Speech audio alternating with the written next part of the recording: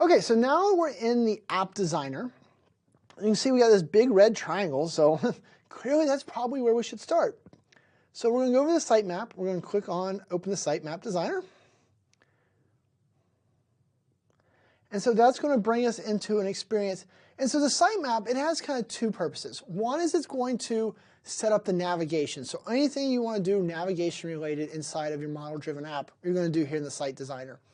The other thing that you're going to do is this is where we're going to say what entities and other assets we want to bring into the app. And we'll see in a minute when we bring those in that they're automatically going to bubble up into our app. So up at the top here, right, we have the new areas. That's kind of the top level of navigation.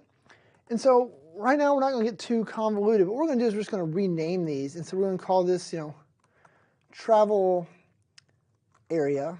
And so the reason I'm doing this is so when we go back over to our app, we'll be able to identify and correlate where these different things came in. So that's the reason we're going to kind of give them these weird names instead of trying to give them businessy names like you're probably wanting to.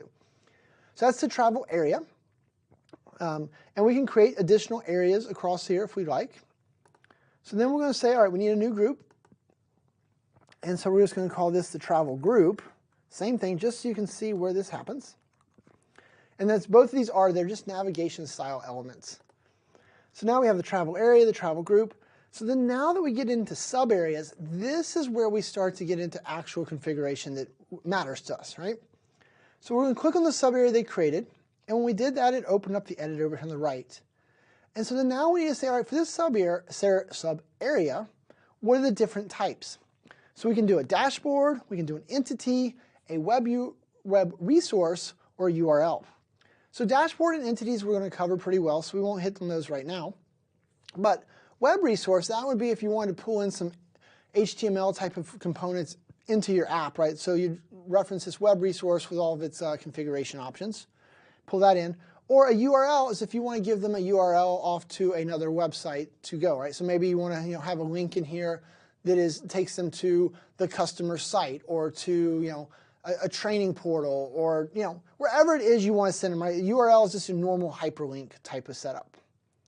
So let's add a entity because you're going to need an entity, right? We're going to build this whole app based off an entity.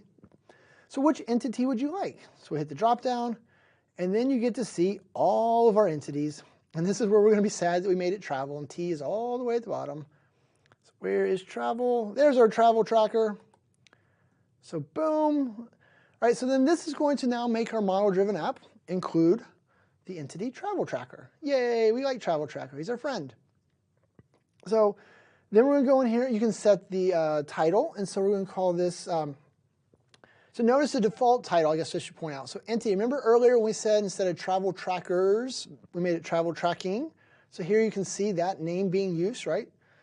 But if we wanted to customize that name additionally, we could come over here and put in a different title, but we're going to take the default.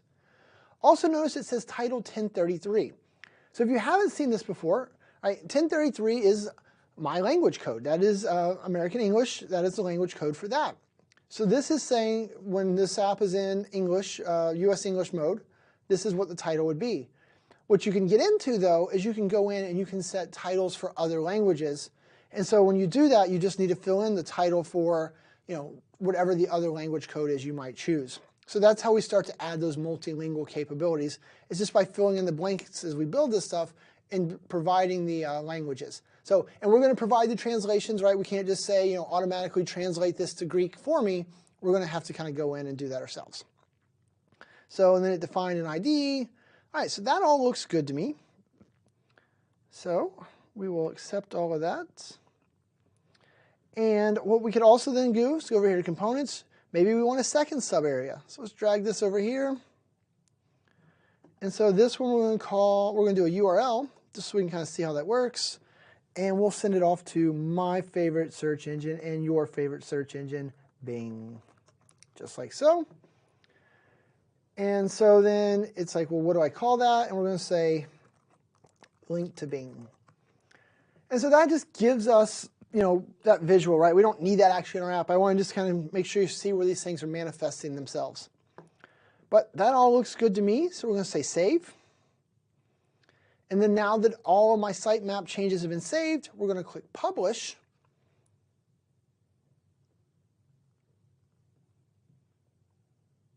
And so then now that we've published it, now we're going to just click back on the app designer. And now we are back in here. You see the red triangle is gone. Yay. Also notice entity view. Now our travel tracker entity is being exposed down here at the bottom. So I think that gets us in a good place here. So let's just go ahead and hit save. All right. I think that's enough for this video. In the next video, we'll dive in and talk a little bit about dashboards.